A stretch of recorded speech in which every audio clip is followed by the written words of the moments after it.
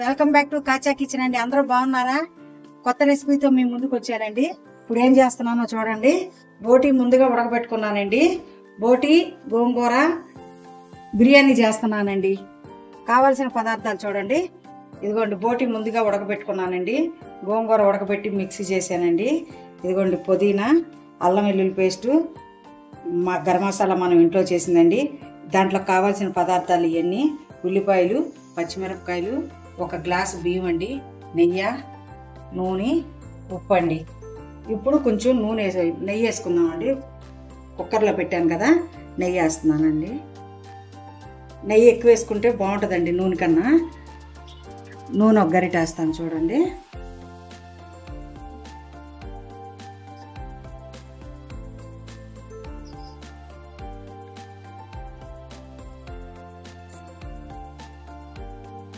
ఇవ్వండి, అనాస పువ్వు ఇవన్నీ వేస్తున్నాను చూడండి.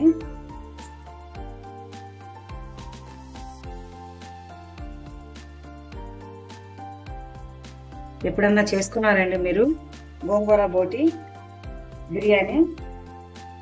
చాలా బాగుంటుందండి, పుల్లగా కమ్మగా.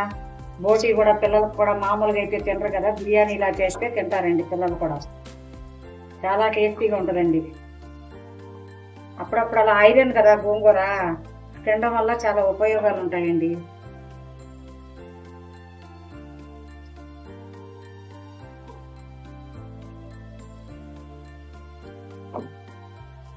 ఇవ్వండి, ఉల్లిపాయలు వేస్తున్నాను చూడండి.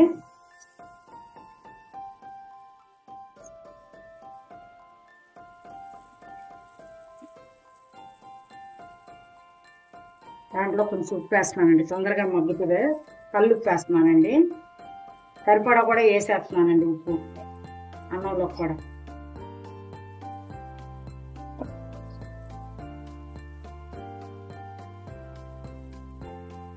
ఉల్లిపాయలు బంగారు రంగు రావాలండి బాగా.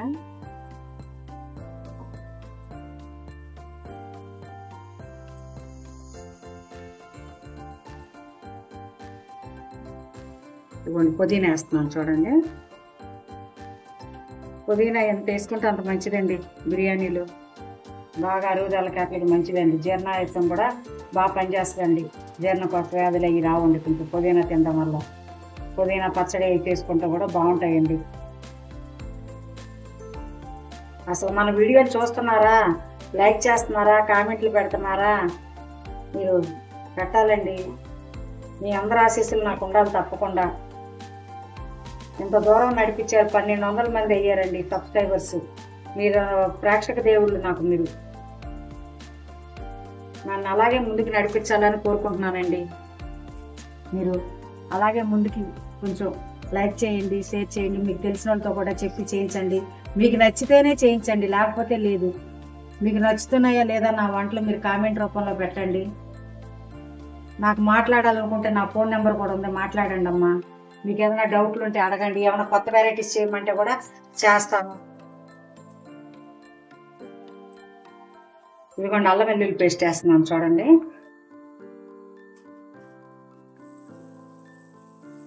మసాలాలు ఏమి వేయట్లేదు చూడండి. మీరు ఎంతో టేస్టీగా ఉంటుంది.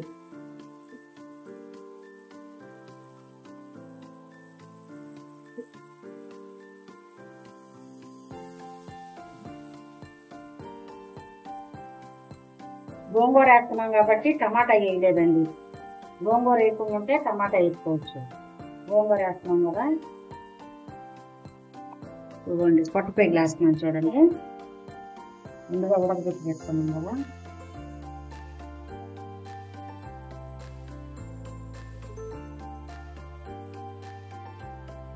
మసాలాలో కొంచెం బాగా ఉడకనేసాం.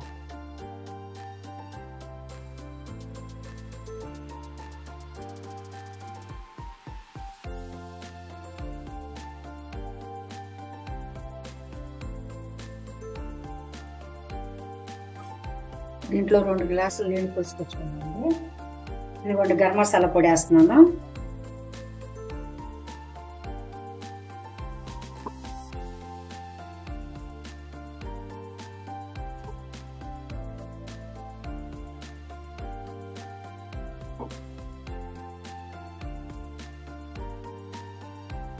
గోంగూర వేస్తున్నాను చూడండి. సరిపోవడంతో ఒక గ్లాస్ బియ్యమే కదా కొంచెమే వేసుకుంది. ఎక్కువ వేసుకున్నా పులుపు ఎక్కువ అయిపోతుంది.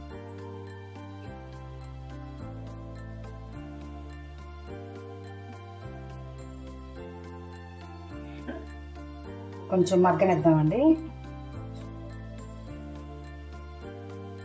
అలాగా ఇప్పుడే మూత పెట్టాను. బాగా మసాలా అది పట్టింది, గోంగూర అది పట్టింది, బాగా ఉడికింది. చూడండి ఇలా ఉడకాలి. గోంగూర ముక్కలకు బాగా పడితే పులుపు బాగుంటుందండి. ఇప్పుడు మనం ముందుగా కొలిసి పెట్టుకున్న 2 గ్లాసుల నీళ్ళు అండి. గ్లాస్ బియ్యమే వేస్తున్నాను, దానికి 2 గ్లాసుల నీళ్ళు.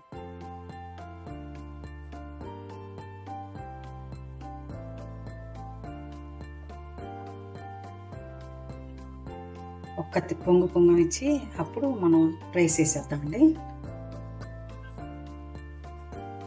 బియ్యం వేసేస్తాం చూడండి. గోంగూర బాగా ఉడికింది, బియ్యం వేసేస్తాం. ఒక గ్లాసు బియ్యమే కొంచెమే చేస్తున్నానండి. మీకు ఎక్కువ కావాలనుకుంటే ఒక 20 రూపాయలు కేజీకి అయితే ఒక 20 రూపాయలు గోంగూర పడుతుందండి. మామూలుగా ఒక అర్ధ సేరుకి అయితే ఒక 5 రూపాయలు గోంగూర చాలు. ఇక్కడ మాకు నెల్లూరులో గోంగూర ఎక్కువ ఇస్తారండి. గోంగూర ఇక్కడ నెల్లూరులో బాగుంటుంది, ఎక్కువ వస్తుంది. హైదరాబాద్ అటు సైడ్ అయితే మీకు తక్కువ గోంగూర వచ్చేది. మూత పెట్టేస్తామండి. విజిల్స్ రానిద్దామండి. చూడండి పెట్టేసారు. 3 విజిల్స్ వచ్చిందండి. కుక్కర్ మూత వేస్తున్నాను చూడండి.